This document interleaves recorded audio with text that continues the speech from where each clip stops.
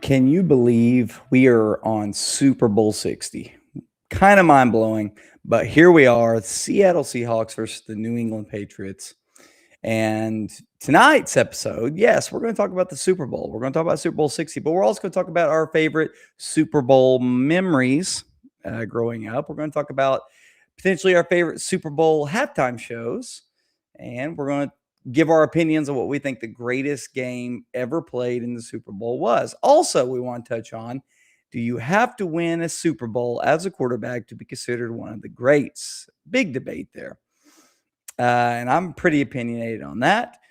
We will give our preview, we will give our prediction, and we're just going to talk everything Super Bowl. So if you love football, if you love the NFL, this is the place to be. I want you to stay. I want you to hang out, and let's just talk about it.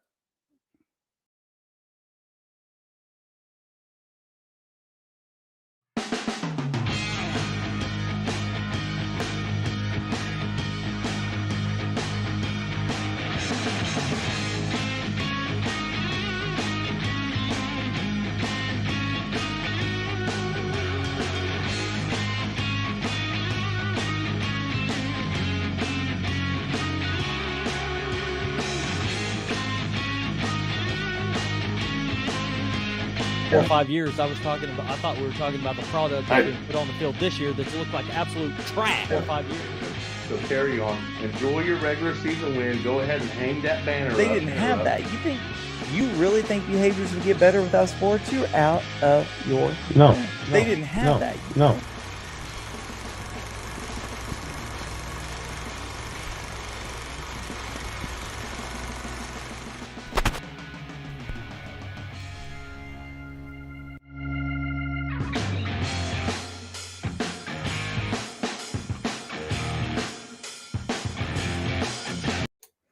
Welcome to the Super Bowl 60 show of Experts of Very Little.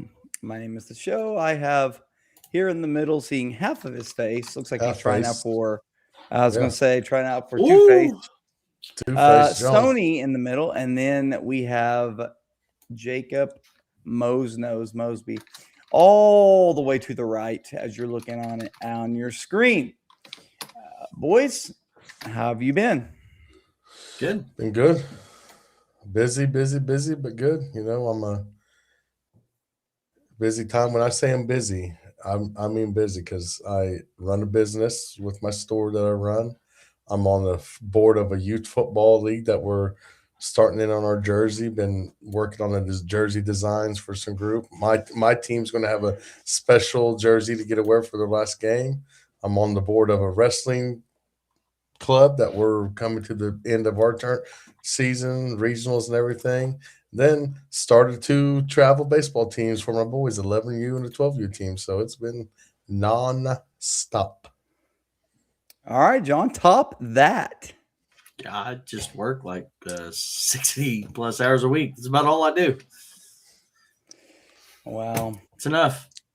I mean, that's enough. I'll be 41 this month. I don't need to be. Some of us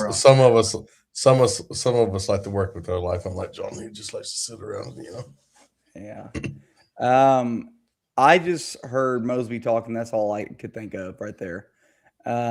Just pat yourself on the back, big dog. Pat yourself on the back. Look how amazing you are. While I sit over here at my house doing nothing. So I'm just waiting to get some rest. Waiting to get some rest. Tired. I'm sorry I don't live up to your potential, but listen, I try my best. Yeah, I mean, I'm definitely under the weather today and for this episode, but we're going to push through it because we have Super Bowl LX, also known as Super Bowl 60, on the horizon this Sunday. And it's a repeat Super Bowl. The last time, I think we all know what happened last time. Should have ran the ball. A rematch, yeah. Rematch of a very exciting Super Bowl. If I'm not mistaken, I went back and watched the play. And was it 1st and 10 or was it 2nd and 10? Whenever they threw the ball, because I think it was 2nd and 10 because I think it was second and 10 because that receiver that they had, I can't remember his name, made a big catch to get him down there. Remember, it was kind of a bobble and he caught it. And then I think they ran a run, got down to the 1 or 2 yard line because I think they're at the 4 yard line. And Lynch either got 2 or 4 yards on the first carry. And then the second down is when they threw the pass. And it's like, oh, boy. Yeah. Try to pull it up here. Game winning interception. I think it was second down. First and goal. He ran it right there, got stopped. Yeah, he already got 2 yards or something, and then 2 yards on first. So it was second down and 2 or something, which goes. I mean, really emphasizes why the heck were you passing? Like that close to the goal line, you have 3 carries with Marshawn Lynch. On the it's 4 down carries day long. 4 down territory because they're down by 4. They have to score a touchdown. Can't kick a field goal to tie it. So it's 4 down territory. So you run the ball 3 straight times, and if you need to pass it, you got 4th down. Yeah, and it was under a minute, right? Yeah, it was a minute 6 when they ran that play. And my favorite thing about that play is like when NFL films they do an unbelievable job of releasing the audio and the camera footage of the people after the game is the reaction of Tom Brady, Pete Carroll, and Richard Sherman. It's just like all the reactions, like utter belief, like utter disbelief, like, oh my gosh. Oh yeah. I don't get it. I don't understand what they were thinking. Obviously they weren't, or they would have just ran the football. Especially that play. Listen, it doesn't even matter. It doesn't even matter if Marshawn Lynch was in the backfield. I mean, that just puts an exclamation point on it. But you give me a running back and a quarterback or whoever, they're going to get a yard in three carries. I don't care. That was just crazy. Because we did our biggest what ifs last week, and it was the Drew Bledsoe stuff. But this is one of the biggest what ifs that you could do a whole series on the Patriots. If Drew Bledsoe doesn't convert, if the tuck rule doesn't happen, if D Ford's not offsides, if the Seahawks David Tyree don't catch the ball, if David Tyree don't catch the ball, if the Falcons don't blow the 28-3 lead, I mean, it could be a whole different outlook of the Patriots and their dynasty. I mean, yeah. They've been very blessed as an organization. We definitely said that in our what if section. Kind of a bummer here on TikTok. It didn't update the what the episode is about, so it still says Seahawks versus Niners. So if one of you might be able to hop on and try to work on that, I don't know. I got it right here. If we can get that going, just kind of showing what. Shout out to that. Everybody loves Ginger joining our live and liking it. Look at her go! Oh my! Heard she's might make a guest appearance on the show tonight. You know, John. Negative Ghost Rider. She needs to. I mean, she needs to. We're gonna have a segment. We're gonna have a Ginger segment. We're gonna start after football. It's gonna be an Everybody Loves Ginger segment. About Listen, 5 minutes. She looks like freaking Iron Man right now with some mask that lights up. I don't even know. She's got stuff in her hair. That's even better. We want the views. Tell her to come get on camera and ask a question. No. Yo, Coach Show. Miss McNeil. I'm getting caught. One of my coworkers is on. Coach Show's becoming famous. As I know, she knows I haven't been at school.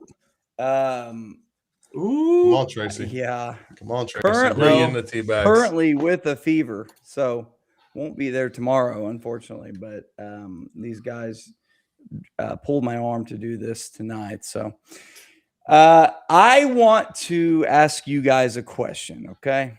Mm-hmm. And before I end up pulling this up, I'm going to ask you a question, and I want you to guess. And you might have seen this graphic. Okay. Let me let's see here if I can pull this up real quick. Where's that? I just had it a while ago. Oh, there it is. Okay. All right. I want you to. We're going to do a back and forth here, and you're going to. We're going to go until somebody's officially eliminated. Okay. And the question is, Hands up, John. Where- I ain't got my phones and nothing. Where every starting Keep 'em there. quarterback in Super Bowl history played high school. Okay. You guys are simply going to name a state. And if that state had a starting quarterback, then you pass that round. If you name a state that this quarterback didn't play high school in, okay, then you're eliminated. Then you lose officially. Does that make sense? Yep. Okay. Now, pick a number between 1 and 5, John. 3. Mosby. 4. The number was 2. John, you go first. Name a state where a starting quarterback in Super Bowl history played high school. Oklahoma. Yes, one Oklahoma quarterback. Who was it? Troy Aikman. Okay. Mosby. Iowa. 1 Kurt quarterback Warner. from Iowa. Okay. Kurt Warner. Man, you guys are getting the ones here. I thought you'd get the bigger one. Okay, John, you picked both past Texas. round 1. I was just took Texas. Texas has 5 quarterbacks. Stafford. Mahomes. Mahomes, yeah. Stafford, Mahomes. Oh my gosh. We'll have to look more into it there whenever Yeah. we get there. But this Pennsylvania. Pennsylvania has 9. Mhm. Pennsylvania Dan has Marino's one. 9. Dan Marino, is- Jim Kelly, I believe. Yeah. It is the second most for a state. Second most. That's crazy. John, Mhm. Florida. John, now nobody from Florida. California. That's crazy. California is number 1 with 30. See, I was going to go California, but I was like, I'll just go Florida. I'll say that. And one I for later. knew somebody would get tricked up on the Florida one, and Mhm. there you That didn't go. take long. Look at that. See, I was gonna go to that's crazy. California, then I was gonna go to Indiana because Lynn Dawson went to Purdue, first Mhm. quarterback for the Chiefs, stuff like that. I mean, Louisiana was 7. That's quite a bit. Troy, That's impressive. Terry Bradshaw. Yeah. Yeah. Who's the Utah guy? Let's look it up. I don't know. What do you think? Got to go do some AI here, don't we? Let's see if Yeah. old Groff Yeah. knows. All right, what are we asking I think here? Stafford got that MVP. Kayla, appreciate it though. Thank you for tuning in. She's getting through some homework here. She's going through some schooling. Kayla is a fantastic, one of our most essential workers at the school. Rams finally won something. What Dang, state Jim, are that's we kinda looking harsh. at? Utah. Johnny Who- Utah, baby. Utah started QB in the Johnny Unitas. Bowl. Anybody in the chat know before I pull it up? Anybody know the answer? That would be Jim McMahon. Oh, Ooh, BYU, 85 Mr. Bears. BYU. Yeah, Mr. BYU. Unfortunately, Kenny, Sam didn't take it. That would He be played. Stafford that He won it. grew up in Roy, Utah. ROY, Wow. Utah. We should have did who can name the most starting quarterbacks that started that from each Super Bowl. We should have did that. Didn't get that suggestion throughout the week, so we didn't do that. All right, let's see here. Who else was we gonna look up at? I want to look at the Texas quarterbacks. Texas, Yes. yeah. I know Stafford, Mahomes, and it's just started a quarterback, right? Yeah, it started in the Super Bowl. Brock Purdy's the Arizona one. Try to name them. You've got Stafford. You've got Mahomes. I got the 3 others pulled up right here. Okay, give me a decade. 2 of them from Westlake High School. Give me a decade. Well, one of them's pretty important tonight. Something significant happened tonight. Matt Stafford. Way more significant tonight for this man. Hall of Fame. Drew Brees. Drew Brees, Westlake High School. I just thought it. I'm like, damn. Westlake High School. So I had to think of what. Yes, they did, Kenny. And Yeah, I'm trying to think of what was announced tonight. 2 more. are Super Bowl winning QBs for the same team. What Oh, decade? my. It's very recent. Very recent for the same team, Super Bowl winning Jalen Hurts. Jalen Hurts, Channelview High School. Mm-hmm. And then Nick Foles. Nick Foles, Nick, Westlake Wow. High School, Austin, Texas. And what was the other state we want to do? Well, there's Pennsylvania. You have Jim Kelly. You had Dan Marino. I mean, Pennsylvania used to be known for their football. I mean, All right, let's see.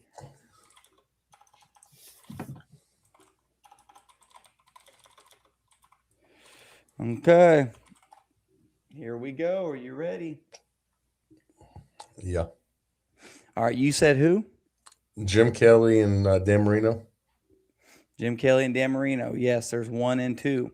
Man, there's some big names on this one. He's a Michael Vick. You wish. Is Michael Vick's? He's Virginia, Yeah. but No, he he's- didn't play. So is Big Ben on that? I know he played at Miami, Ohio, but I don't know if he's big names. Okay, give me a decade. Oh man, it's all over. It's all over. I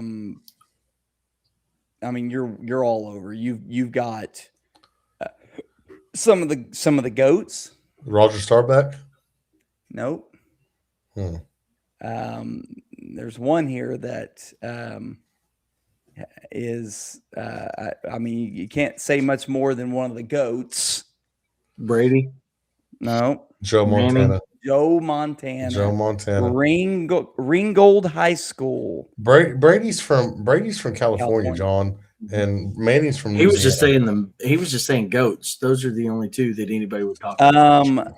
Then you've got a couple other names here. Not really goats, but they were very, very, very significant for the growth of the Super Bowl. Lynn Dawson. Nope. No, one of them made a very big statement. Joe Namath. Joe Namath. Beaver Falls High School. Big nose. Okay. And then 2 years later, Johnny U. Johnny Unitas, St. Justin's High School. So you've got Joe Namath, Unitas, Joe Montana, Dan Marino, Jim Kelly. Now, I'm going to give you this one because you would not have guessed this one. Actually, I'm going to tell you what team. Okay. Started and won for the New York Giants. Jeff Hostetler. Jeff Hostetler. Yeah. My God, I'm killing this, John. You're lucky we didn't yeah. do. You're lucky we didn't do the who started Super Bowls. I am ripping through these, baby. Lane Gaines from Bama. That's You what I was got fixing to Tim say, yeah. Taylor and Jeff Rutledge. There you go. There you go. Throwing out some knowledge. Okay. This guy started for the New York Giants, but lost in the Super Bowl. Lost in the Super Bowl. Mm-hmm. Kerry Collins. Kerry Collins. Played at Penn State. Played for Wilson the Panthers. High School, West Lawn, Pennsylvania. Okay, this guy started. I'm gonna see if you can get this with just the clues without telling you what team. He started a Super Bowl with one of the most high-powered offenses, and people thought they were just had a chance to really just run through this team, and then got blown out in the Super Bowl. What decade? 2000s. Rich Gannon. St. Joseph's Prep. God, my gosh. Oh my Lord. Last one. He might have been pretty significant. I can't remember if he was a part of this class. Who was the Hall of Fame class today? Larry Fitzgerald, Drew Brees, Roger Craig, Adam Vinatieri. Okay. It wouldn't be, but this guy, he had one of the most heartbreaking Super Bowl losses. Matt Ryan. Matt Ryan, William Penn Charter School, Philadelphia, Pennsylvania. All 9 go to who? Jacob Mosby. God, John, you got absolutely cooked. I know my history. Okay, now one more state. Let's do it. What state do you want to go to? One more state. Oh man. Well, I mean, I already named all 4 of the Louisianas. You got the 2 Manning brothers. You got Terry Bradshaw. You got, California. I think Brock Purdy's Arizona. Iowa's Kurt Warner. Illinois. Okay. You've named who? Say him again. Louisiana. Eli Manning, Peyton Manning, Terry Bradshaw. Who else is Louisiana? I named it. But gosh dang it. My gosh. Okay. No. All right. Gosh dang it. All right. So we don't have dead air here. We're going to this guy played and lost for the Miami Dolphins. Bob Greasy. No. Dan Marino. No, No, that's Pennsylvania. no. This was back in the 80s. Back in the 80s? Yeah. Played and lost for the Miami Dolphins? Yeah. Lost to the Redskins. Lost to the Redskins. He started the quarterback. It wasn't Bob Greasy because he was earlier. Phil Simms from Kentucky, Lane Gaines says. It wasn't Dan Marino because Dan Marino's from This Pennsylvania. is a tough one. I might just go ahead and give you this one. This is a tough one. We'll skip it. Move on. David Woodley. So he was late. He was C.E. Bird High School. What year was that? Was that 81? 1983. 83. Okay. Now, we'll see if you can get this one. This guy started and lost for the San Diego Chargers. Stan Humphreys. Southwood High School, Shreveport, Louisiana. That's all when old Steve Young got the monkey off his back. All right. Okay. This one, I don't want to give the clue here. I'll give this clue. How about that? Played some semi-pro football in Oklahoma.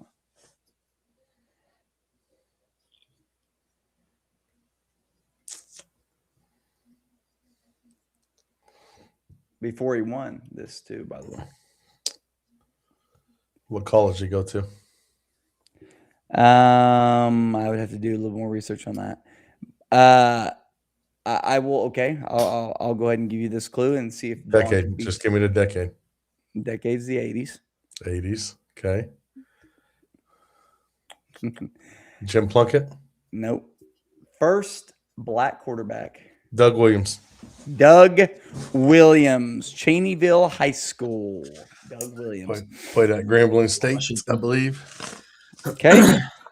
And last but not least, potentially the best quarterback that I've ever seen play in the NFL. And I mean, I don't know how you guys haven't guessed this yet. Peyton Manning. Well, yeah, but this guy's better. I mean, it's silly you even name this guy. And if their kicker wouldn't have kicked the ball out of bounds on the kickoff, they probably win the Super Bowl. Recent? Or in the 2000s.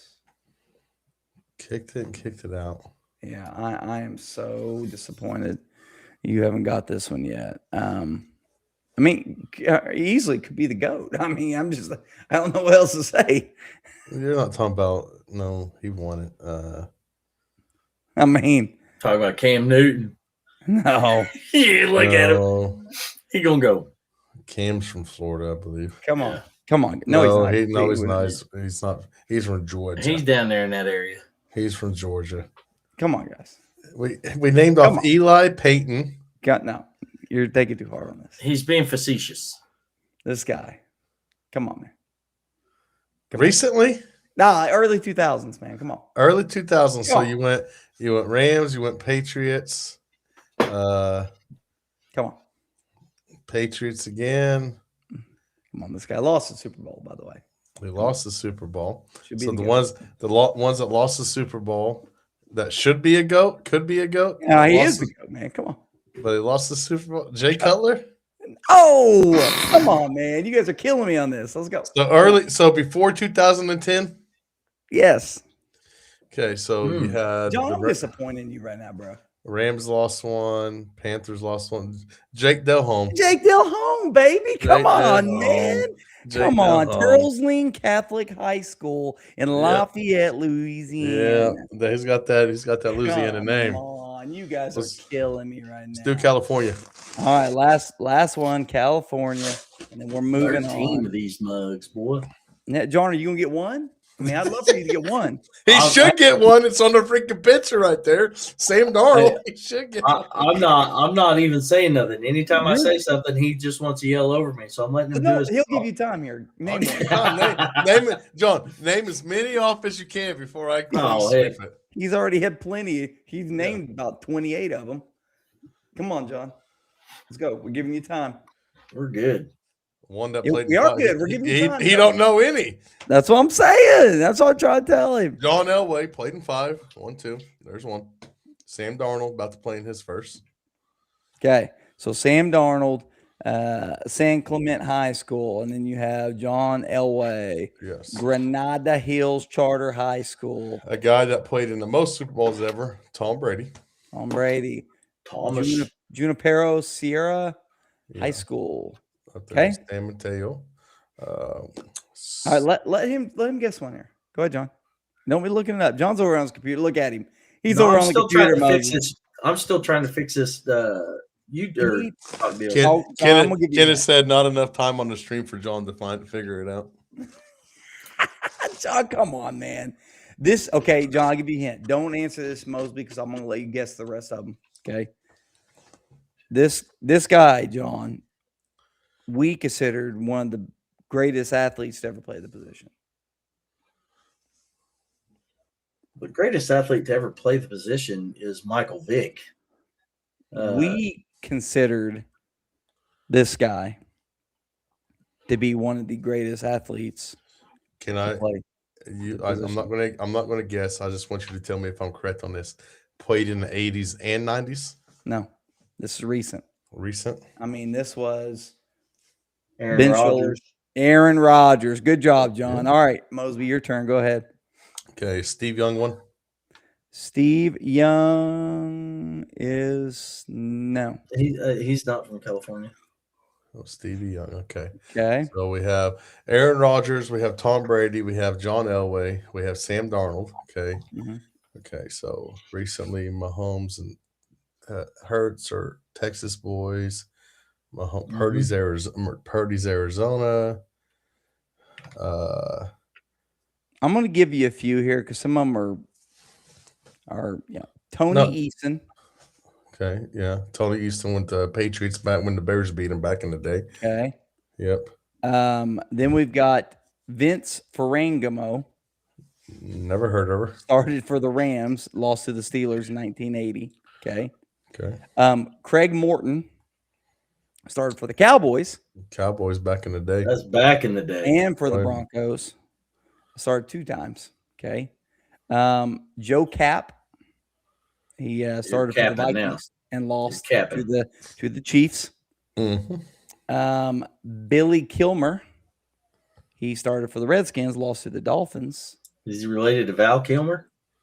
And then Daryl Monica. He started for the Raiders, lost to the Packers. Okay. So we got rid of those. Jim Plunkett. Jim Plunkett, James Lick High School. Kenny Stabler. Nope. No, he was wasn't he Bama? Wasn't that what Stabler was Bama. So Jim Plunkett because with the Raiders. Okay, so how many more do we got left? You've got you named that one 3. Okay. And they're all decently recent. Well, one of them was early 2000s, and we always use him for reference. Trent Dilfer. Aptos High School. Okay, so and then how recent are the other ones? Very recent. I mean, one's still slinging it.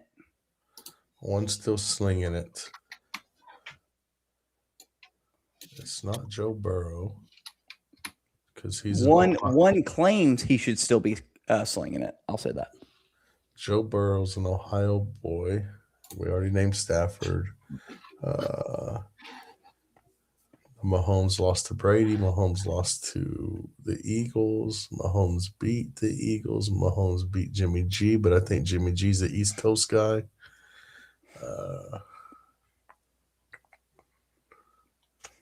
Before the Chiefs won or after the Chiefs won?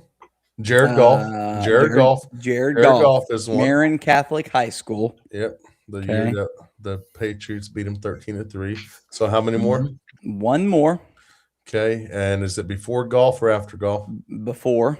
Okay. Before or after the Patriots beat the Panthers? It's after that. This guy thinks he should still be slinging it. I'll say that. Wow. Thinks he still should be slinging it? Yes. He's thought this for a few years now. Did he lose it? Did he lose the Super Bowl or did he win it? He lost. Okay. Was it AFC or NFC? He was the NFC. NFC and loss. Thinks he still should be slinging it. How old would he be? Well, now he's probably upper 30s. I mean, John, if you got it, name it. Yell it. is it Cam Newton? Not Because Cam he's the one that's come out and saying that. Cam's from Georgia.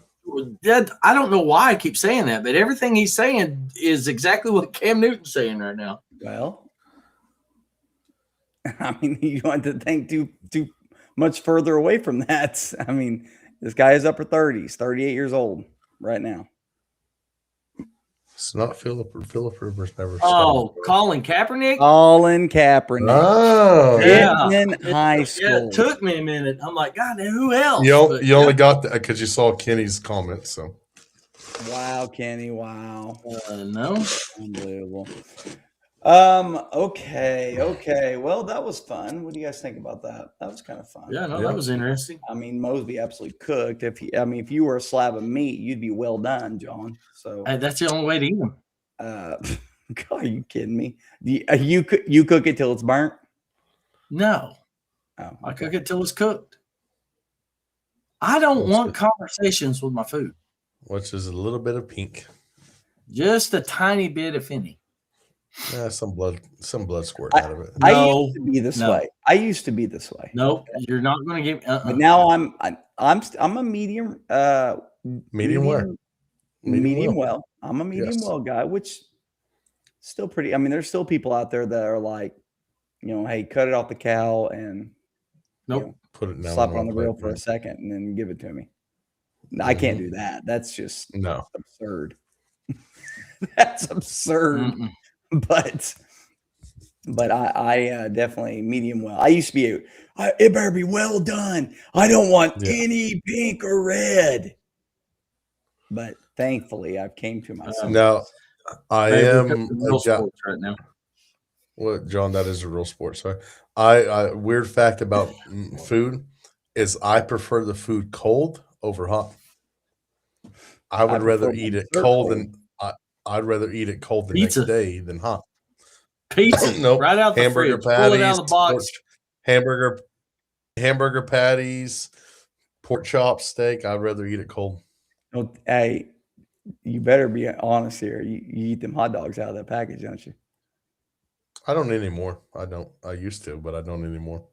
Shoot, I do. I don't know about the milk, but yes, basically. Cold pizza for sure.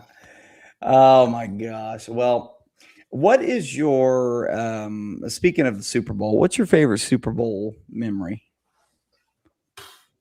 What do you think? Super Bowl 30. John's probably got this way back. God dang. Hey, Get the Super roll Bowl on 30. that one. I just told Crap. you. Super Bowl 30. Neil O'Donnell throwing them 2 picks to Larry Brown. And yes, I remember I watched the Super Bowl.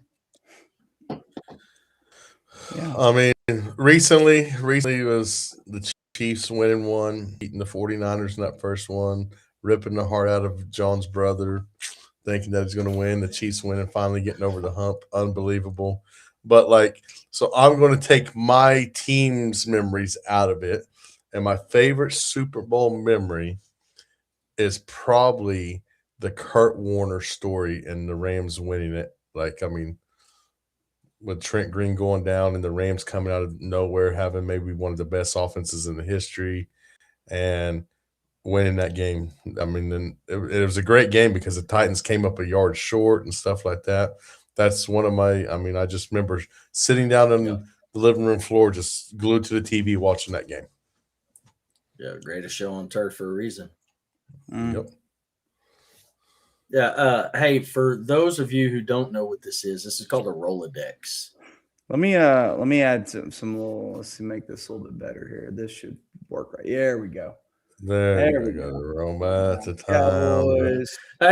Hey, two of the greatest things in the history of ever: a Rolodex and the Dallas Cowboys. Oh Jesus! Kenny said a great one. Big Ben, Antonio, or not? It wasn't Antonio Brown in the back of the end zone. It was Big Ben to Antonio Holmes, wasn't it? Antonio Holmes in the back of the end zone against the Arizona Cardinals, and that was another Kurt Warner one because like Kurt Warner went to the Cardinals and they made a run, and it was I mean, that catch was phenomenal. Well, I mean, probably for me, and it was short lived, but it was Wendell Home, the GOAT, launched. I still think it's the longest touchdown pass in Super Bowl history. It is. To Moose and Muhammad. Moose. I remember absolutely losing my mind, which, by the way, you guys remember what halftime show that was? Do not. Timberlake. That was the nip slip. I just so happened to be watching that Super Bowl with my youth pastor and his wife, and a bunch of youth kids. It was, it was something. But Janet Jackson, it was. Yeah, my Lord, it was memorable. That was because the reason it's so memorable. That was the most memorable one for me. Obviously, is the Panthers, but it was our path to get there.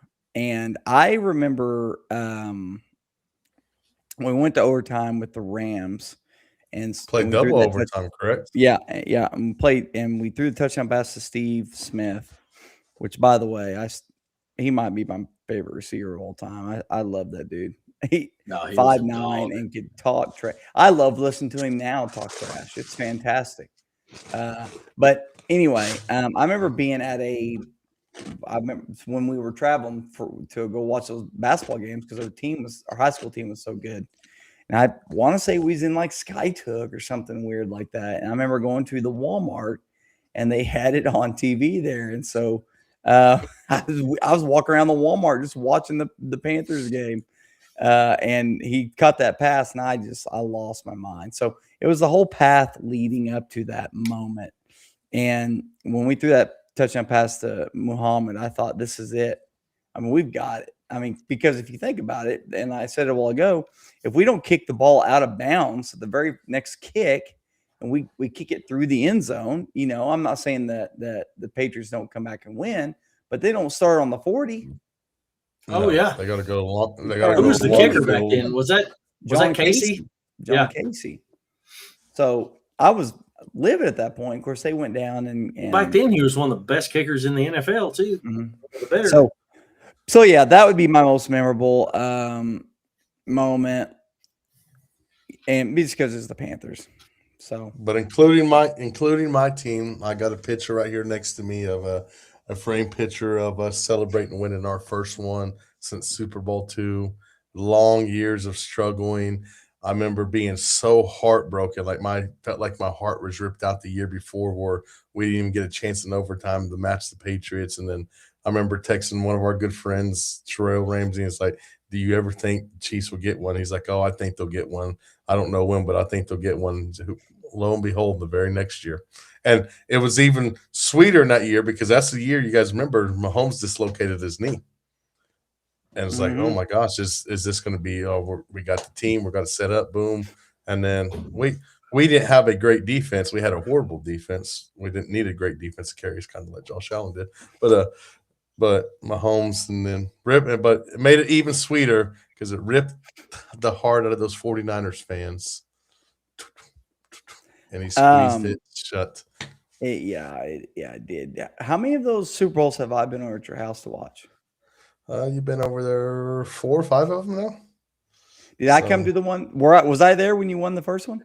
You were no, I don't think so. But you came to you've been to 3 of them. 2 that we won and 1 that we lost. Yeah, because you were there. You were really weird about it. You were like, I don't want anybody around me. I am very. If I got any superstition, it is when I watch my teams play. I kind of want to be alone. I will talk to myself. My kids get confused, like, "What'd you say, Dad? I'm talking to you. Don't worry about it." Blah blah blah. I don't like to be asked a lot of questions. I just like to be in the zone in the game. But I'm the same way. If I'm watching TV, Tracy, she tries to, all the time. She'll come up and she'll try talking to me, and I'm sitting here just watching the game, like ignoring her, because I know if I say something, it's probably going to come across as very rude.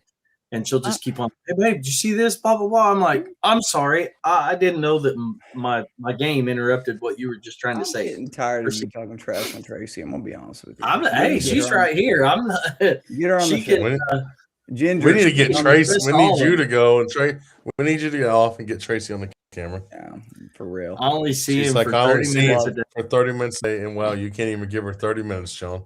Can't even talk to her for 30 minutes. Hey, it was worse over COVID, that dang war zone. Oh my Lord. The dude never went to sleep. For bad. Remember he started playing. We've already talked about this.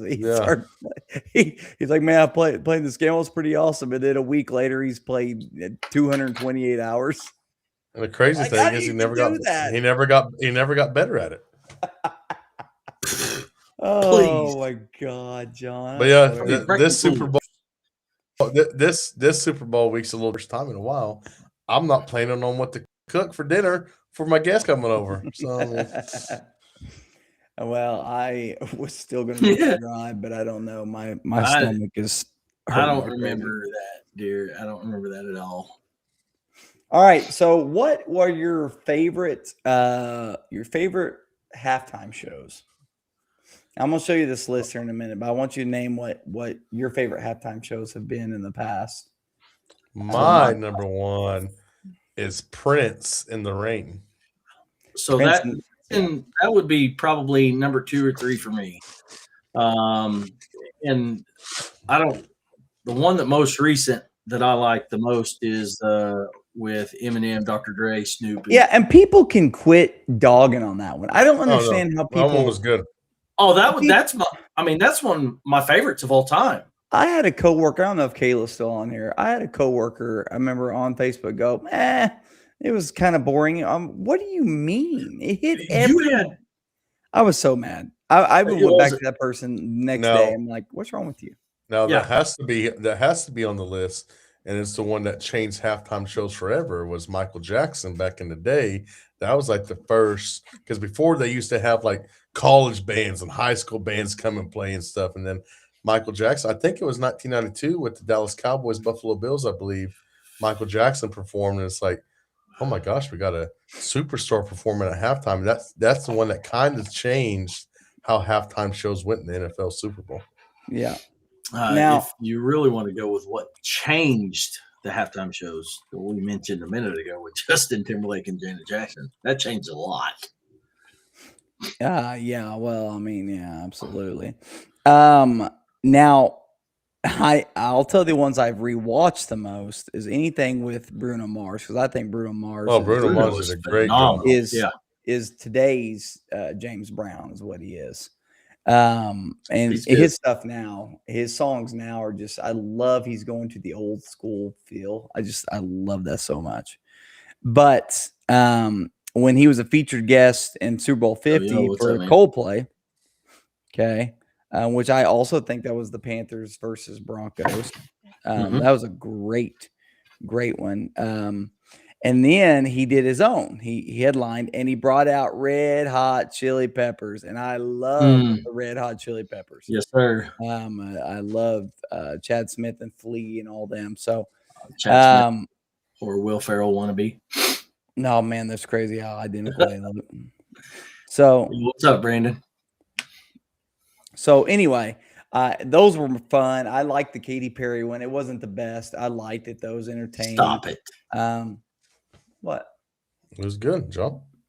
I know. He's like, it wasn't the best, but It wasn't. I mean, it was very entertaining and a sight for sore eyes. But yo, what's going on, guys? From Brandon L5177 on YouTube. Hello, Brandon. Welcome. Thank you for commenting here. Chat with us. Let's go, Brandon. yeah. we're gonna go through this list here. We're gonna kind of look and see what they say. Okay. And then they're gonna talk about the YouTube probably. YouTube was really good. YouTube was good, yeah. Yeah. Bruce Springsteen, 2009 was number 10 here. Madonna in 2012. Tom Petty, 2008. Okay. Lady Gaga won 2017. Now, Lady Gaga, listen, people might not like her. She's extremely talented and she's a very good entertainer. Talented. Yes. Very good entertainer. Yes. Yeah. So, and that's the thing about music and performance and stuff that drives me crazy about people is that when people are dog on somebody like, oh, they're terrible. I'm like, yeah, but what are they going after? Lady Gaga's kind of that to me. Yeah. There it is. Michael Jackson, number 6. Dang, that's tough though. Number 6. There's rough. Katy Perry, number 5. Now this is the NBC Sports thing. There's U2, number 4. There it is. There's Dr. Dre, Snoop Dogg. See, number 3. Okay, they're not dogging on it. I loved it. It got to be number 1. Beyonce won number 2. So what does that leave? Who do you think? What do you think gonna be number 1 here? Prince. Has to be Prince. Has to be Prince. I mean, he's the GOAT. Yeah. MJ got to be number 1. Brandon believes MJ was, and we just said that a while ago. I think that was number 6. I think that was a little. I could very easily. What's it say on the description of it? Yes. It all started here and with a startling silence after magical appearing atop 2 scoreboards on opposite ends of the Rose Bowl. Jackson launched up from beneath the stage and then embraced the pregnant pause of 90 seconds before beginning the performance that redefined how Super Bowl halftime shows were orchestrated and measured. Gasp can be heard, piercing the nonstop din of the buzzing crowd, signs of the wonder from fans who were cognizant they were witnessing the historic birth of a cultural touchstone. Mm-hmm. He was the first big star to do it. Yeah, Prince is right here. Yeah, and Brandon says it too. Brandon believes it's Prince. He said the fact that MJ's not top 3 is crazy. I believe. I can agree with you there. There he is. Yep, 2007. Just because he's playing Purple Rain with that purple guitar in the rain. Just listen. And remember, they tried to. I don't know if it says it here. They tried to almost nix it. They're like, "Hey, it's raining out," and he's like, "I don't care." If I remember reading that correctly, he's like, I really don't care. Yeah. I'm performing. Like I'm here to perform. And he, listen, killed it. There's a statement out there, and it can be up for debate on if this really was said. But you guys know who Eric Clapton is. Yes. Oh yes. Eric Clapton. They asked, and again, it's debated. I don't know if he really said this, but. It's reported that they asked Eric Clapton what it feels like to be, one of the greatest guitar players of all time. And he responded with, I don't know, you need to go ask Prince. Because Prince is so talented. On his first album that he ever put out, if I could be wrong in this, but I think he played every single instrument. That's how talented this dude was. I mean, he was so stinking good. And that's I mean, said to be coming from arguably, I mean, if you ask anybody, one of the best guitar players ever to do it. Eric Clapton was, I mean, very highly thought of. Yeah. Yeah, I don't know if it was let's see if I can pull something up here. We can look at yeah, I mean Prince was just out of this world. Let's see if he says what he says here. This is someone who is a reincarnation of Little Richard, Jimi Hendrix, and James Brown in one. I thought that's exactly what the world needed. Yeah, about Prince. Yeah. I'll share this right here. There it is. Man. Isn't that amazing? That's crazy. So he was just out of this world, and I thought his halftime show was incredible. But Brandon does have a point here. And Mosby even said it. The Michael Jackson one, you could easily say top 3. Started it all. It started it all. Like, to me, it's Prince or Michael Jackson is the 2 ones. Michael Jackson is the one that started where stars came and performed, like at halftime. Because before that, it wasn't. And he even said in that thing, it all started here. He was the first one. Like, it caught everybody off guard. I remember, watching documentaries or whatever about on the Cowboys thing, that some of their players even said that they try to get out early to go catch a glimpse on them. Here, let's get a different perspective. This is Billboard.com's best Super Bowl halftime shows. Okay. They've got, I don't know when this was written. Let's see here. 2025, February 9th. So 14th, there's the Coldplay, Beyonce, Bruno Mars. I love that one. That was a good one. There's your favorite one right there, John. Katy Perry, 12. So there you go. Okay. Yeah. Rihanna, 11. I wasn't too hip on that one.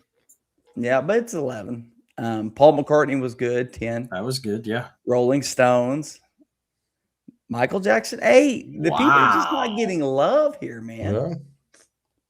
Lady Gaga, 7. Madonna, 6. Bruce Springsteen, the E Street Band, number 5. Beyonce, number 4. Dr. Dre and Friends got top 3 Number there. 3 again. U2 is 2. And guess what? What's one that's not been shown yet? Prince. What's the worst one? Brandon asks. That's a really good question. That's tough because let's look it up. Last year's. I love Adam Levine. What was last year's? I don't remember. By itself. And I definitely won't remember this one. You'll get fought. Who's playing at this one? A rabbit. Oh, Bad Bunny? A rabbit. You know what's funny is people are talking like, hey, you need to go watch the other one. Who is it, John? Who's the other one? Kid Rock. Kid Rock, I think. Oh, it's way better. It's way more appropriate. Have you listened to Kid Rock's lyrics? What do you mean it's better? It's not more kid friendly. Now they've got, I saw this and I didn't realize this, but Turning Point is the one that is putting on this one. And it's Kid Rock, Brantley Gilbert, and Lee Brice, I believe. And I will probably watch that one. Okay, so here's an interesting, since Brandon brought it up, 5 worst Super Bowl halftime shows ranked. God, and of course, it's right there, the one he mentioned. God. Yeah, look at that. Black Eyed Peas, number 5. Yeah, look at them. That was rough. The Blues Brothers. Oh, man. Yeah, let me forget that one. Yeah, they tried to bring in some. Oh, John. Stop it. They're probably going to say because of the malfunction. The Disney halftime shows. Oh, dear. Look at that. 3 different ones. Who is that? 1991. Isn't that Ariana Grande?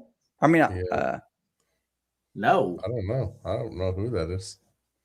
It couldn't be Ariana Grande. Who is New that? Kids on the Block was part of one of them. Oh, Christina Aguilera. Oh, my goodness. Yeah. And then Maroon 5, number 1. There it is. Brandon was correct according to tvline.com. Brandon, that's not nice. Man, that was recent too, 2019. Yeah. Now he could go without. I don't know what that was. Well, all right. In your opinion, greatest game to ever be played in the Super Bowl? So for me, it is the Super Bowl 42 with the Giants and Patriots. Undefeated Patriots. 17 to 14, David Tyree. I mean, that whole game. Okay. Mosby. I am going to go. I got to go with the two games that went to overtime, either the Patriots and Falcons or the Chiefs and 49ers a couple years ago. Just because if they were both so good that you had to go to extra time to go to overtime. Okay. Man, there's been so many good ones. I'm trying to pull this up here to see. The The Steelers Cardinals one was really good. Yes, it was. The Steelers Cowboys one back in the day was pretty good, pretty stinking good. There's some Super good ones Bowl back 30. in the day. Yeah. All right, let's pull. Here's CBS Sports. They ranked them. All right. Oh, guys, how can it not be? The Giants 20, the Buffalo Bills 19. Wide right, I think. Yep. What? Dang. Yeah, that was a great one. Ranked number 1 by CBS Sports. Yeah, there it is. 7 seconds left. Man, and who would have known that was just going to transition into a whole decade of losing? Could you imagine? I mean, it's an accomplishment to make the Super Bowl. Could you imagine making 4 straight and losing them? Be terrible. I All right, so this was franchise. Jones, yep. John's number 2, Giants 17, Patriots 14.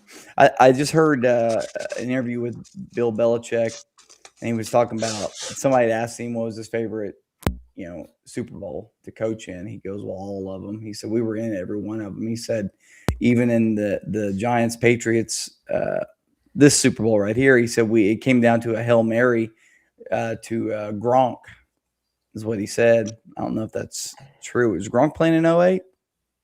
I don't believe so. Maybe it was a different one.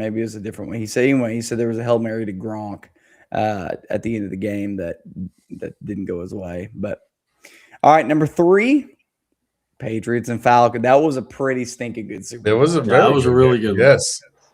Yeah.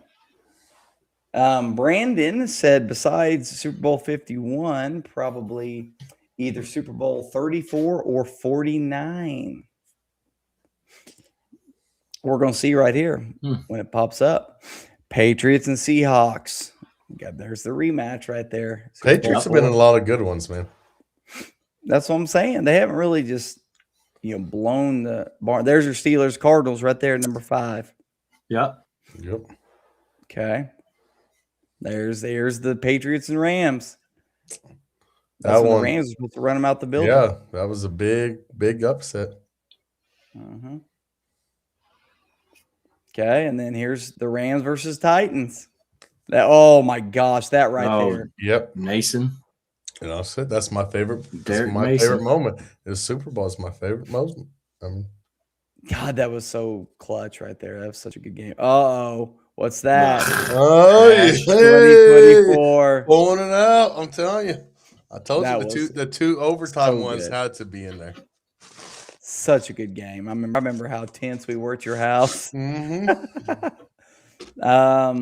Broncos Packers 1998. Now, was this the first?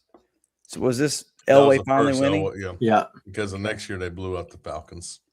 That's What's funny story about the Falcons is their best defensive player got arrested the night before the Super Bowl for prostitution. Wow. 49ers and Bengals 20-16. Couldn't leave it alone. Bengals had both of those. Bengals had that game won too. There's the Steelers and Cowboys 1979, 35-31. Staubach. Look at old Bradshaw, boy. Look at him. Here's mine right here. Man, 32-29. Ricky Prohl. Man. Little Mike Babel right there. Yep. Yep. And now he's coaching the one.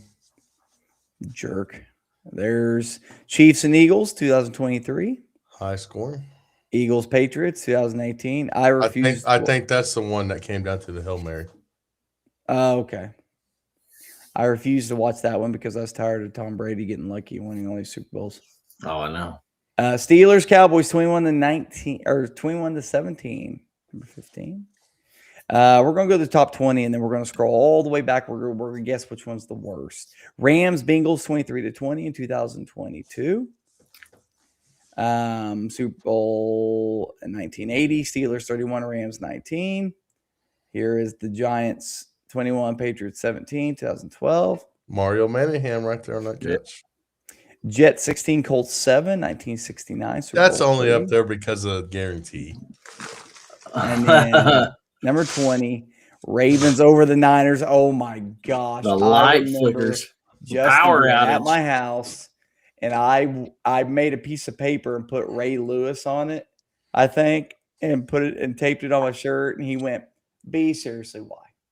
Why?" I'm like, "What? It's a piece of paper." Yeah, come on. It's one of the Ray. greatest ever. Yeah. All right. Right. Give me your guess on the worst on this list. Which one do you think is going to be the worst? The Rams versus the Patriots in 2018 or 19, 13-3 game, or the Buccaneers, not the Buccaneers, or when the Ravens blew out the Giants. I think it's going to be when the Niners blew out the Chargers. Well, it wasn't that wasn't that bad of a blowout. It was only like a 16-point game. I thought I it was just 55-19. 55-10 is the Niners versus the or Denver. I think it was 24-26 or 26-44 for the Niners and Chargers. Well, then the Seahawks blowing out the Broncos got to be up there. That was boring as crap. You would think, yeah. All right, what's your guess? Dead last. 13-3. You think it's the 13-3 one? Right, because it was no offense at all. I'm going to say Niners, Broncos, whatever that score was. 55-10. Yeah. You know, that because that Elway thing, the Broncos were winning that game at one point. All right, what's your guess, John? Oh, goodness gracious. I would probably go with you on the Niners Broncos. Watch the rise of the Niners on Amazon. It's pretty good 4-episode documentary. Ravens Giants 35-7. Ranked as dead last. I figured that one would be up there somewhere. That was bad. Seahawks Broncos. There's the Seahawks Broncos. Mm-hmm. Yeah, I mentioned that one. There's the Niners Broncos. Yeah. Bears Patriots. Oh, I forgot about how bad they destroyed them. Boy. Eagles Chiefs. Oof, yeah, that was last. That was last year. That wasn't pretty. That won me some money though. Cowboys, that made me feel so good. 54. Mm-hmm. All right, where's yours at, Mosby?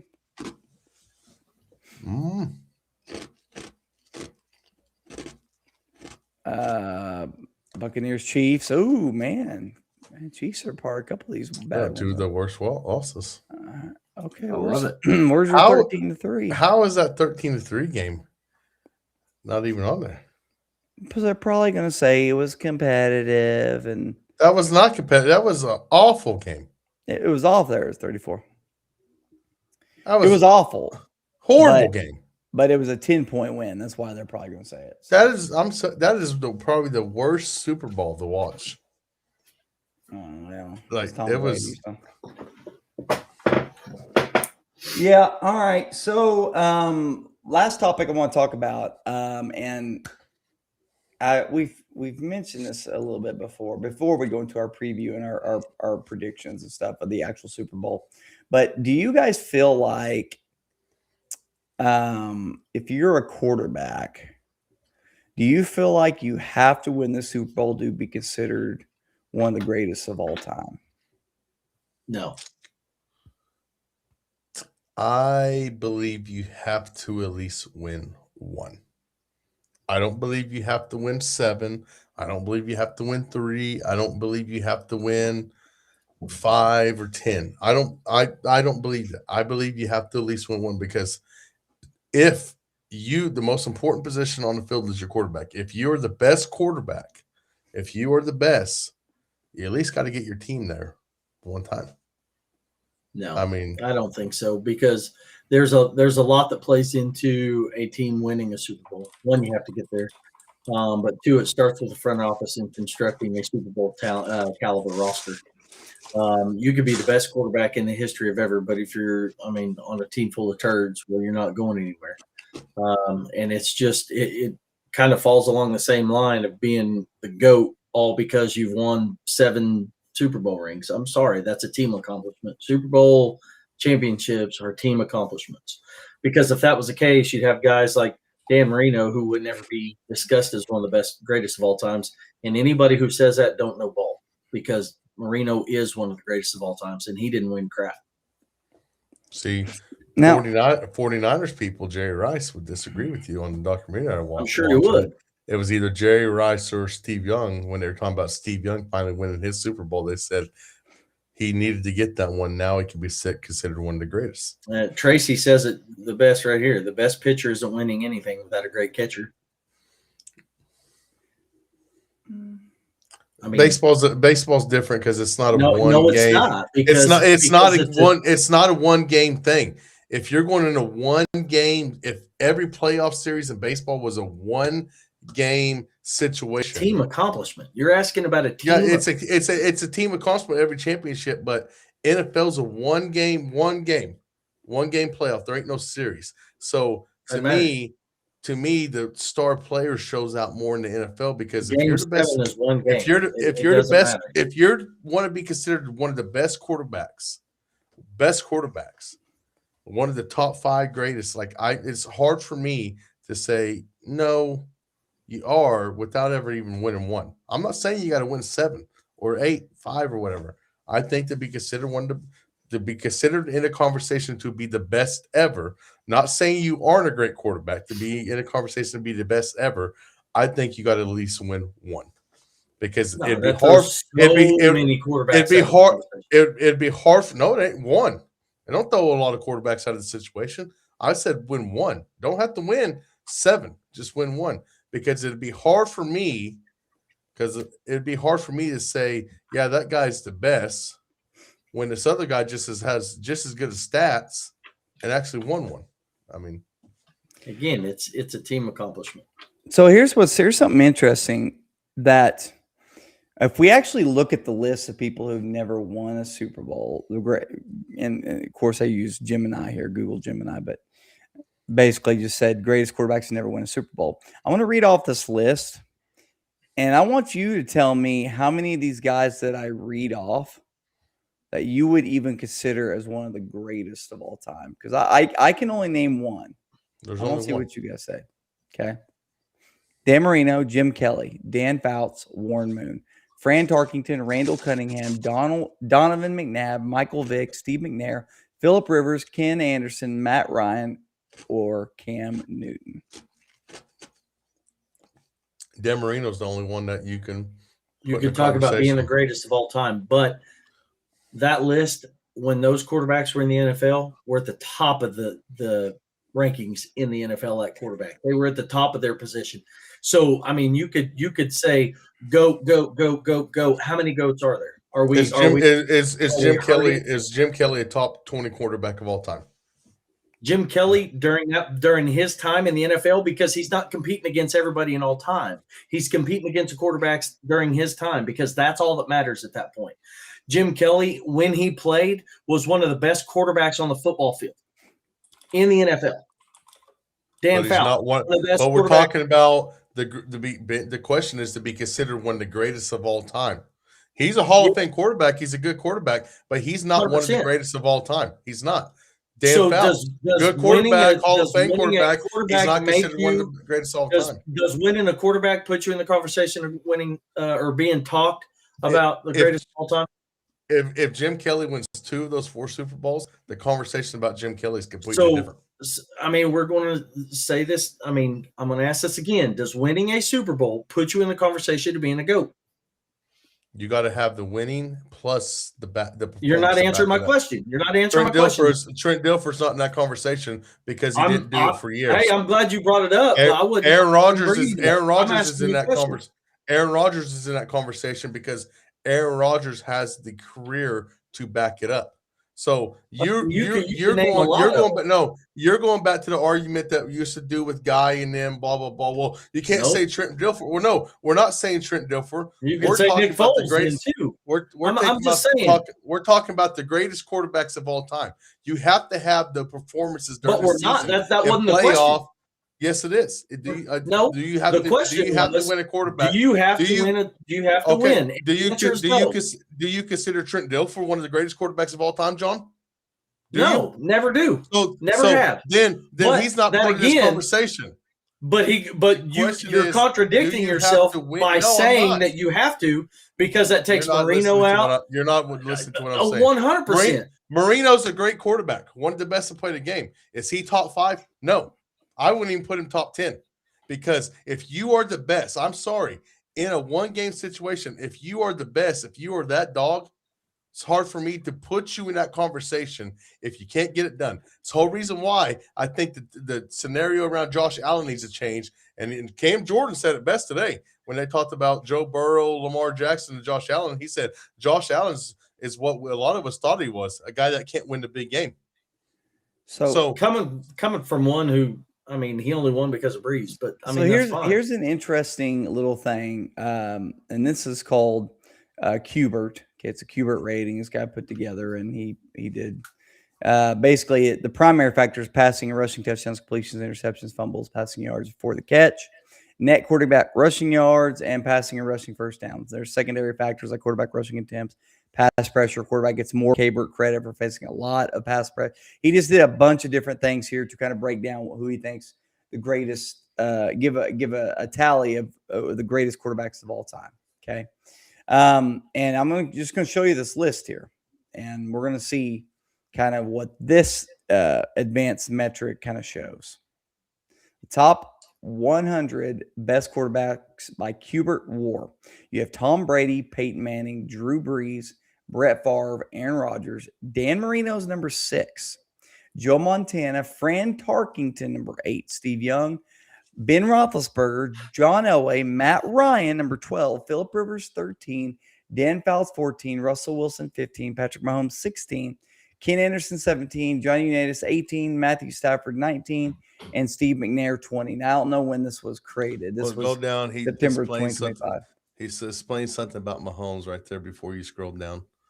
He's had something about reason why it specifically said his name. I was trying to read it. Because you got Elway right there. Head off this question. The reason why Mahomes isn't rated higher is simple. He's in the middle of his career, and he's on track to be among the best ever once he's finished. Still, modern day quarterbacks do have some advantages in war. There are more regular season games now, more playoff games. Quarterbacks account for a higher share of offense than they once did. So, obviously, he needs to play more games to get this rating. More game, yeah. Play out his career, yes. But this is interesting because now Dan Marino's number 6. Who else? Fran Tarkington, number 8. Mm-hmm. Fran and Fouts. But it also shows you could pick apart this whichever direction you want to argue, because on Mosby's side, he's sitting there going, okay, well, yeah, I see that. But the top 10, 8 of them won the Super Bowl. Yeah, there's no one else on this list that I would put in the top 10 to consider the greatest quarterback. I wouldn't even put Josh Allen on this list yet. He ain't won nothing. So my whole point is you got to have the stats. You got to have the career to back it off. Yeah, you never heard me say Trent Dilfer or Doug Williams are the best quarterbacks of all time. Phil Simms. Yeah, they won Super Bowls, but what did they do in the rest of their career? They did not have a luxurious, great career. Tom Brady, great. Peyton Manning, great. Drew Brees, great. Brett Favre, great. Aaron Rodgers, great. Yeah, Dan Marino's great. But you know what? If it comes down to rankings, he didn't ever get it done. Joe Montana, yes. Fran Tarkington, Steve Young. I'm a big thing of Steve Young's one of the greatest, one of the most talented quarterbacks to play the game. And, you know, he only got one of them done. Look at this. 5,675 plays is all he had compared, and he's in the top 10. That's how good he was. Yes, yeah, Steve Young, yes. If he was also on a stacked team on all sides of the ball. And I mean, obviously back then was different, but that's what I'm saying. I mean, you could be a quarterback, you could be an absolute top stud on a dog crap team, and you'll never win anything. It starts at the front office. I don't care. John, if you're I don't if you're a care. stud, you're going to turn that dog crap team around. You don't play defense. So, I mean, that comment that you just made is absolutely stupid. Ben, go look up the rankings for the Chiefs' first Super Bowl. Go look up the rankings for the Chiefs' first Super Bowl for their defense. It is bottom half of the league. Peyton Manning won it with the 32nd ranked defense in the NFL. Peyton Manning won it with the Colts when they actually had a great defense. 32nd ranked defense is when they won. Bob Sanders won Defensive Player of the Year that year. The Chiefs' defense, when they won it, I think was ranked 27th in the NFL. Man. So the defense thing, I'm sorry, it don't fly with me. Okay, so here we go. 2019, Chiefs won the Super Bowl, the 49ers. Let's go look at their team rankings. Their defense is ranked number 17, bottom half of the league. Yeah, 2007 Colts. I think that's when they won it. Oh, Poker Pro joined. Coach Sauer is on here. Welcome, Coach Sauer. Coach Sauer, do you think as a quarterback you have to win the Super Bowl to be considered one of the greats? What's your opinion on that? He's a big Steelers guy. All right. So I guess our answer here is John doesn't believe that you need to win Super Bowl, and Mosley does believe you need to win at least one, correct? At least one. I don't think you have to win 7 to be considered. I think you need to at least win 1. But you have to have the career to back it up. It can't be a situation like Nick Foles or Trent Dilfer, blah, blah. Those are anomalies. But if you're going to be considered the best, one of the best to ever play the game, maybe if you want to be in a conversation to be the best ever, it's hard for me to think that if I was going to argue for Patrick Mahomes to be the best quarterback of all time, how am I going to argue that if he never won his championship? I couldn't argue that against Peyton Manning. I couldn't argue that against Tom Brady. I couldn't even argue that against Aaron Rodgers, who only has 1. They have the numbers and the career to back it up. If Mahomes puts up great numbers, what was the storyline? Well, you got to get it over the top. You got to at least get 1. At least get your team there. I mean, I'm going to kind of my opinion on it is definitely a team sport, but I also have to keep in consideration of what the media believes, because my opinion means nothing in whenever you bring it to the media, and the media absolutely sides on the side of they need to win a Super Bowl. So I do think just so that the perspective of the quarterback is great, they probably need to go ahead and win that Super Bowl so that they're considered that, because I know if they don't, it doesn't matter how many yards they throw for, the media will never give their props because they just love championships.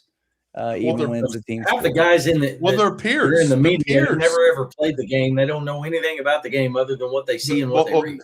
John, I'm going off their peers. You talk to a lot of these players, and they'll tell you like, "Hey, who's the best?" Well, they ain't going to consider that guy. He didn't get the job done. So there you go. With that being said, we're going to go to this, and this is our final thing. We're going to preview and talk about Super Bowl 60, the Seattle Seahawks versus the New England Patriots. And here you go. I don't know if you guys can see this or not, but the records are 14-3. If you're going off points per game, 28.8 for the New England Patriots, which is second in the league. 28.4 for the Seahawks, third in the league. You can go through here and look at the yardage per game. Ranked third for the Patriots. Passing yards per game is 4th. Rushing yards is 6th. Defensive points per game is 4th. They only give up 18.8. But look over on the other side, Seahawks have the first ranked defensive points per game, 17.2. As you can see, both teams are very much have performed this year offensively and defensively. But we cannot forget to mention that the schedules have been vastly different. Schedules have been vastly different. However, we keep saying that about the New England Patriots, and they keep winning. So They keep winning. They're in the they Super played Bowl. how many of these defensive juggernauts have they played so far in the playoffs? Like Three straight top tens, right? 3 straight top 10 defenses. But again, what's that? 3 straight top 10 defenses. So that tells you right there Buffalo's defense. Oh, no, Buffalo didn't play Buffalo. Sorry. They played the Chargers. They played Houston. They played Denver. I think it's 3 top 5 defenses. Golly. Well, they're about to see another. And then the Seahawks is another top 5. So if they beat them, it reminds me of the run that the Denver Broncos made when they beat the Panthers, of the offensive rankings that they beat when they made that run with the Broncos when Peyton Manning could barely throw it 25 yards. Yeah. Yeah. We're going to go position by position. I want you guys to tell me who has the nod, okay? Here's your quarterbacks. Drake May, first in completion rating, 72%. Sam Darnold was 8th. Passing yards, Drake May is 4th. Sam Darnold was 5th. Passing touchdowns, 3rd for Drake May. 9th for Sam Darnold. Interceptions, that should be flipped. Sam Darnold has the 3rd most interceptions. Drake May is the 16th most interceptions. And then quarterback rating, Drake May takes a clean sweep here, 1st in quarterback rating and passing rating, and Sam Darnold's 19th and 11th. Who has the advantage here at quarterback? If this was a regular season game, I'd say Drake May. But Drake May has not played very well in his playoffs. Now, that could be to do with the defenses they've been playing, but Sam Darnold's been playing lights out in the playoffs where it's mattered.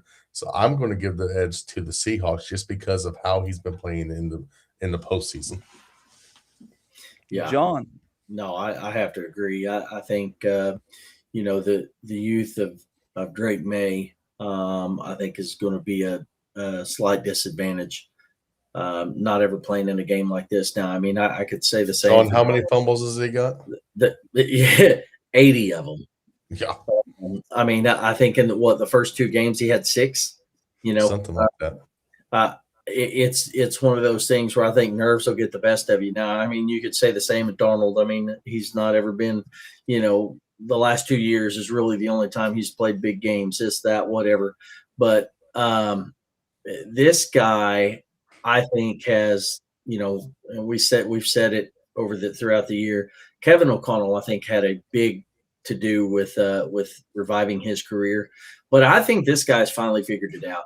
He was obviously one of the most talented quarterbacks coming out in the draft the year that he came to the NFL. But you get into a situation where it's just failure after failure after failure. Most guys, and we've seen it year in and year out with guys drafted in bad situations, they just never figure it out. They kind of give up and they wash out of the league. This guy didn't quit. This guy, I mean, obviously spent years as a backup in San Francisco and whatnot. This guy's put it together, and I'm happy to see that. Finally somebody's come out of the Jets organization and turned their career around and doing well. I'm impressed with what this kid. Well, I call him a kid. I mean, heck, what this guy's done. And I think he's going to be a big part of the reason why the Seahawks win this game. Yeah, I mean, I think Drake May's more talented. Oh, for sure. But I can go there. We'll go there later with predictions. But so you guys are going Sam Darnold there. So we're going Seahawks advantage at the quarterback position. Next we have the running backs, and the Seahawks actually took a pretty big hit with Charbonnet going down. Did they though? Yes, they did. Yeah. Yes, they did. Unlocked another level of Kenneth Walker is what they did.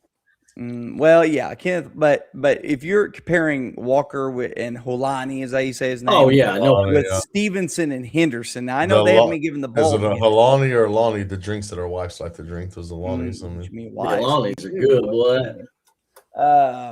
Yeah. But if you look at these numbers, again, it's kind of sides with the Patriots here. 16 yards per game, 22 touchdowns to 19. And they both fumble a lot. And so, what I want to know is what did Henderson do to get put in the doghouse in these playoffs? Good question, because No idea. Because he 'Cause is they're in the barely second half touched of the the ball. year. Yeah. They're in the second half of the season. That dude was going off when Stevenson got hurt. It didn't matter. Maybe that's just a simple thing. Is Stevenson came back and 100% healthy, and Vrabel's just going to run with the veteran. I mean, I'm just telling you, with as explosive as Henderson is and with what he was doing, I don't care. I'm using them both. I'm giving him more than 3 carries in a game. but hey, shout out to Ramondre Stevenson, Oklahoma Sooner, starting in the Super Bowl, baby. Thank you. Boomer Sooner. Advantage who with running backs? I think it's the Patriots because of the fact that if Henderson at any time, you may only give him 5 touches, but he can turn those 5 touches into 80 yards and 2 touchdowns. Well, so can Walker, though. But Walker, to me, was Stevenson. That's what I'm saying. Like, I think the Patriots are deeper at the running back with Charbonnet being injured. I mean, I know Helani had a good showing against the Rams, but I think just explosiveness and, I mean, the Patriots could come out and both of those running backs could have 150 yards total offense. I mean, now I know what you're going to say, John. I mean, Kenneth Walker's turn is looked like top 5 running back in the league in the playoffs, but he's not been a top 5 running back in the league. Well, it's because they haven't let him. I don't agree with that. Well, at all. No, I mean, because if you look at it, the guy doesn't have to look over his shoulder anymore. Maybe partially that is him, in his own head or whatever the case may be. I don't know. I mean, we'll never know. But that injury has unlocked something. I mean, obviously, because the guys come out of – they're using him more out of the backfield in the passing game. I don't know, running like he's got a chip on his shoulder. And maybe the fact that it's coming down to the end of the year and this is a contract year. So maybe he's just playing for a contract. Who knows? There's 18,000 things that could play into that. But Kenneth Walker has looked like a different running back the last couple games. That's just me. Congratulations. But 4.6 yards per carry this year, 3.7 last year, 4.1 the year before. That's not top 5 running back numbers. Here's the other argument. If I'm being completely honest, out of all 4 of these running backs that we're looking at right now, the most talented is probably Travion Henderson. It is. Oh, for sure. So whatever reason he's not getting the ball, I don't know. Maybe because Stevenson that's the running style they kind of want, especially against these better defenses, possibly. But the most talented out of this group is Travion Henderson. But if we're going for a combination of running backs, it's the Patriots, in my opinion, with Stevenson and Henderson. Now, let me ask you this: what about if Charbonnet didn't get hurt? What would be your? The Seattle. I'd still go to Patriots because of the Henderson factor. It would be a lot closer for me. It'd be a lot closer. I'd still go Patriots because I think Henderson's just absolutely unbelievable. And then now what's going to happen is Henderson's going to come out and get 3 carries. Absolutely. But here's the thing about Henderson, and this has been said, people say that Henderson can be like a Jahmyr Gibbs light. That's all you had to tell me. When I heard that comparison, Jahmyr Gibbs light. The dude almost ran for 1,000 yards on not a lot of carries. So why is he not getting the ball? I can't answer that. I really can't. But in these playoffs, Kenneth Walker has really, really showed out. So I'm going to go lean Patriots in this. I'm going to break the tie here. We're going to go Patriots for running back. So we got Seahawks quarterbacks, and then the Patriots take over the running backs. Wide receiver / tight ends. Okay. This one's going to be pretty easy for me. The depth is probably the Patriots, but the superstar, the man, the show, it is the Seahawks. Jackson Smith-Njigba. I don't need anybody else. You can try to triple team me. I'm still going to get open and get the ball. This one's the Seahawks. Yeah, no, I don't even give the depth to New England, really. The 3 tight ends that the Seahawks are using, or the multiple tight end sets, and the receivers and everybody combined, you put all them on the field. The only one that you might pick off the Patriots is going to be Stephon Diggs. Shaheed's only had 189 yards on the year, and then Bobo's only caught 2 balls. So, like, the depth-wise, the problem is you go look at the stats, the Patriots are deeper at that position because they have, like, 5 guys that have 400-plus yards. Shaheed's bringing more to the game in the special team side as well, too. But, I mean, Shaheed could take the top off of it at any time down the field. He could blow the doors off any D-back, most D-backs in the NFL, and can stretch the field. And even if he's not catching the ball, he's opening up the run game. He's helping some of the underneath routes. I mean, there's multiple things. Obviously, these route concepts are there for a reason. You've got a guy that you have to keep under control, or he's going to catch an 80-yard touchdown. I mean, that's something you have to game plan for. You can't just, he's only caught so many passes for so many yards. But he also, in the last 3 years, if I remember right, he leads the NFL with the most 40-yard catches. It's crazy. You said opening the game up, and the longest reception this year goes to the Patriots. And that's fine. I mean, that's cute and all, but it's like I said, in the last 3 years, Rashid Shaheed leads the NFL in 40-yard receptions. I mean, that's nothing to just bat an eye out. That dude JSN is the reason why they win it, this category.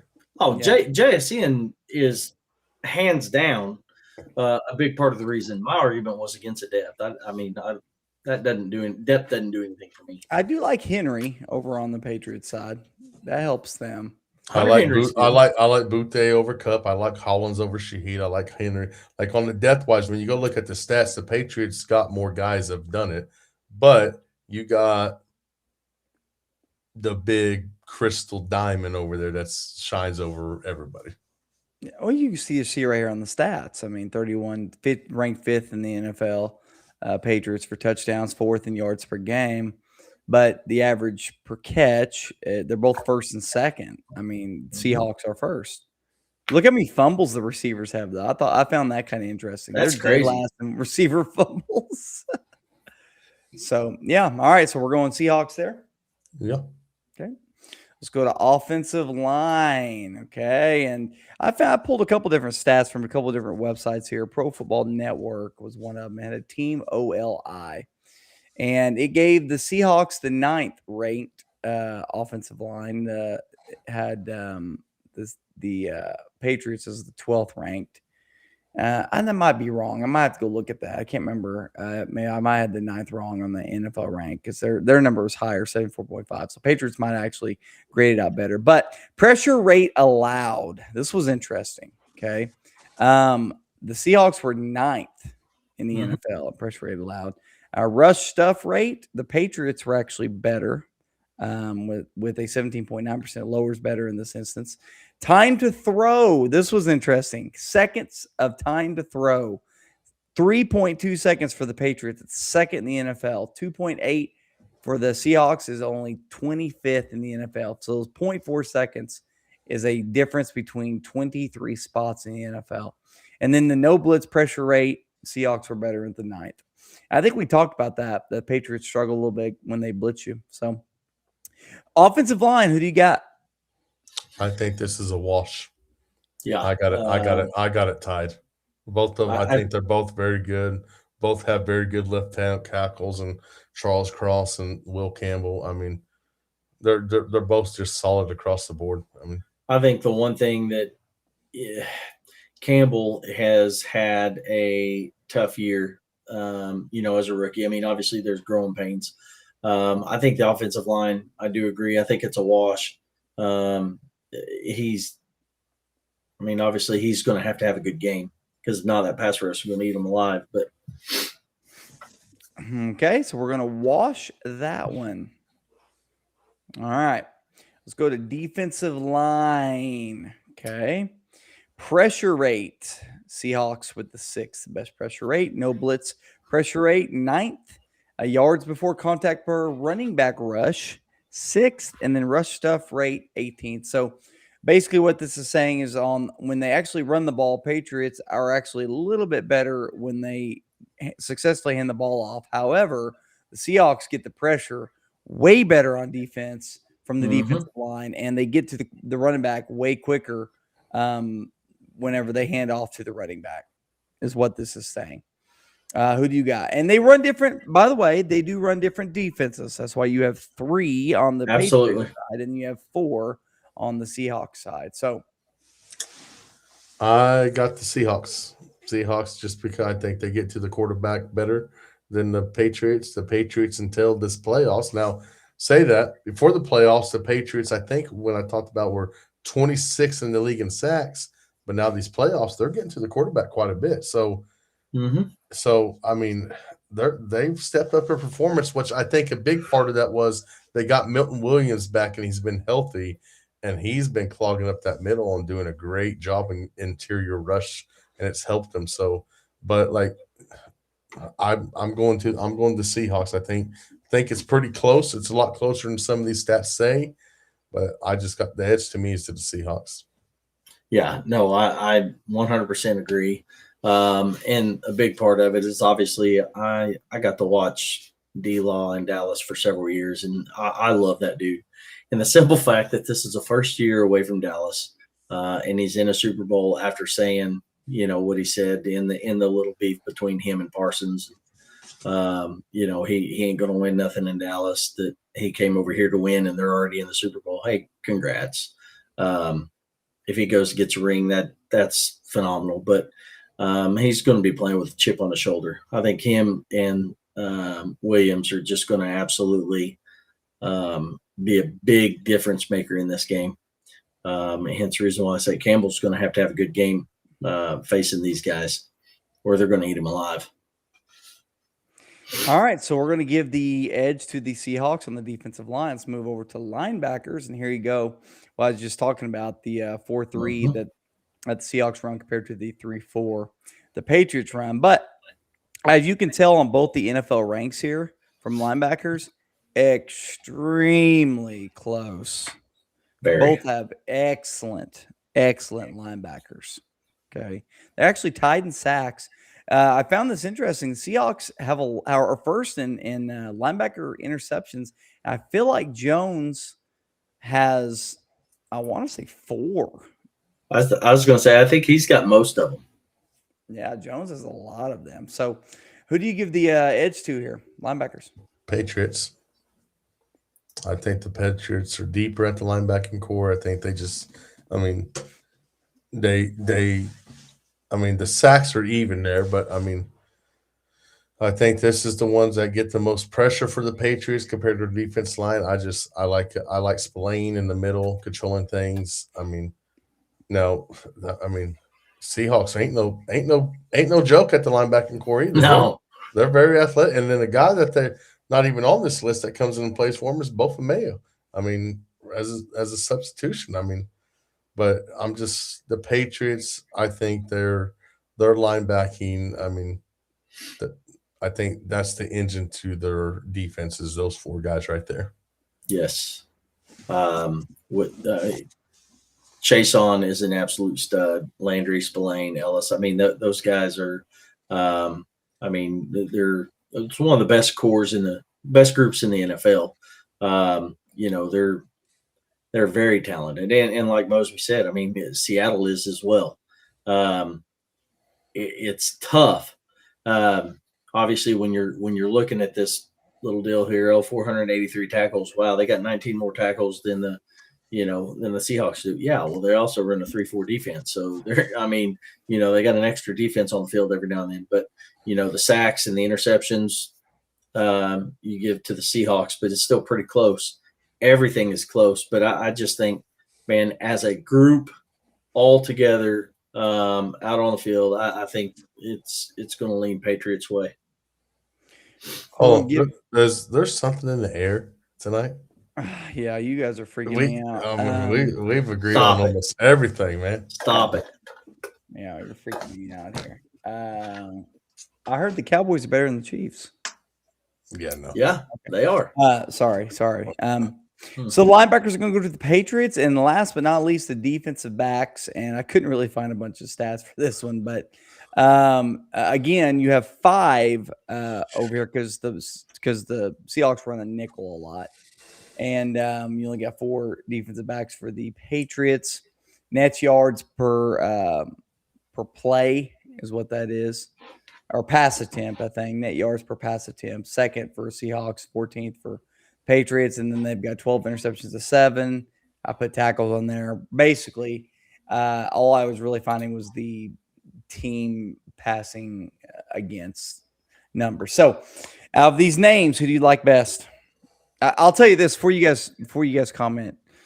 I think this might be another situation to where one team might have better depth, but one team has the best definite person on their team.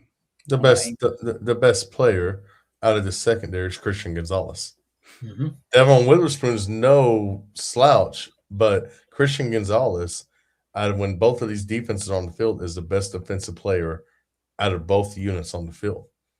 And if he can slow down JSN, which I don't know if they're going to put him on JSN or if they're just going to tell him to take one side of the field away, you stay on that field and cut it in half. And so this is, it goes kind of back to the old adage of Darrelle Reavers versus some of these cornerbacks where, hey, we're just going to keep you on one side of the field, you take it away, so we're going to force everything to the left side or right side. I kind of like that instead of moving the guy all across the field. Deion Sanders do. I like, hey, let's force them all to one side so we can go counter that because we know we got you over here. They're not coming at you. You don't have to go follow JSN. Let's just keep you over here and take that side of the field away. But Christian Gonzalez is the best defensive player that will be on the field in the Super Bowl. So give me the Patriots. John. Yeah. If I'm looking at this, yes, Christian Gonzalez is hands down the best defensive player at the corner position. But I'm sorry, I'm leaning the opposite way. If I'm talking about it, because we're not asking who the best player is. We're asking what the best group is. And there's one name on here that isn't even listed. And I know Job's been starting over him, but Reek Woolen is one of the better quarterbacks, or has been one of the better cornerbacks since he's been drafted. Obviously, Eamon Moore as a rookie has been absolutely phenomenal. Kobe Bryant is good. Witherspoon's no joke. You've got Julian Love, who is one of the better safeties out there. It's as a whole in a group, a secondary. I'm going Seattle on this one. I will break the tie. I'm going to go simply because of depth, and it's probably going to really get. They're probably going to get an advantage here simply because I think this defense is just superior to the other teams. I'm going to go Seattle, but Gonzalez is by far the best out of this group, and it was kind of a JSN moment for me. Whenever we was talking about the receivers, it was like it's obvious JSN is just this, this the guy. Yeah, it's the same thing here. Gonzalez is an absolute animal. So, all right, so we went. Let's see, what did we go? We went quarterbacks. We went Seahawks. Running backs. We went Patriots. Okay. Receivers. Patriots, or no Seahawks. Okay. Offensive line, wash. We washed them out. Yep. Defensive line, Seahawks. Linebackers, Patriots. Secondary, Seahawks. Okay, so that's 4-2. I didn't do special teams or anything, but yeah, the kicker goes to Jason. We go to Myers. So, it is time. It is time for predictions. The prediction, and how I want you to do this prediction, since it is the last game, I want you to give me a quick summary of how the game's going to go, and then give me a final score. John, you go first.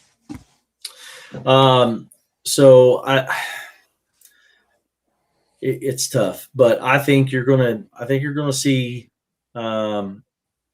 The Patriots come out early, a little bit of early firepower, be up at halftime, but I think you're going to see the Seahawks with a second half surge, and they're going to win 34-27. Okay, Mose?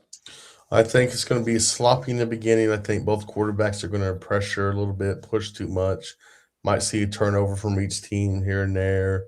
I mean, but I think by the end of the second quarter, both offenses are going to find their stride a little bit. And then second half, I think it's going to be a little bit of a back and forth game.